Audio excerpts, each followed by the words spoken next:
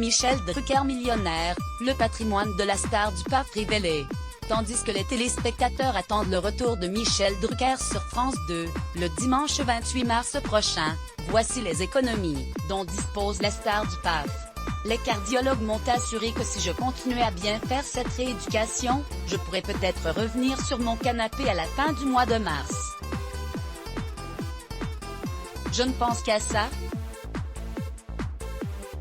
C'est ce qu'a expliqué Michel Drucker en décembre dernier, joint par Laurent Ruquier au téléphone depuis le plateau des enfants de la télé. À 78 ans, celui qui a fixé son âge pivot à 90 ans espère encore avoir de belles années de télévision devant lui. Et son patrimoine est à la mesure de sa carrière. En effet, dans un dossier publié en 2018, Capital révélait que Michel Drucker était à la tête d'une fortune de 11 millions d'euros. Des économies qu'il avait réunies depuis 1964 et ses débuts, en travaillant à la télévision et grâce à quelques à côté, animateur et producteur pour le service public. Michel Drucker est également acteur et auteur en plus d'être gérant du studio Gabriel, où il tourne Vivement Dimanche, et qui est régulièrement loué à des entreprises ou des producteurs.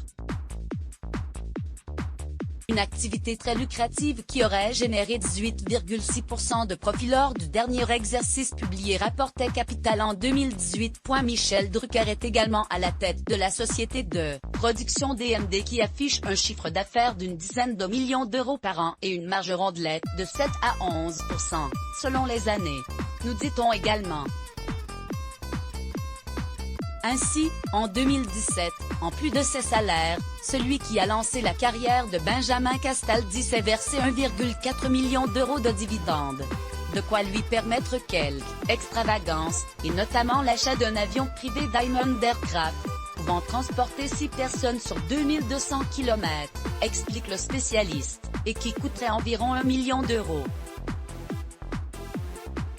C'est ce bijou de technologie qu'il espère pouvoir piloter à nouveau, puisque comme il l'a révélé récemment aux Parisiens, il commençait même à être un pilote du dimanche plutôt crédible.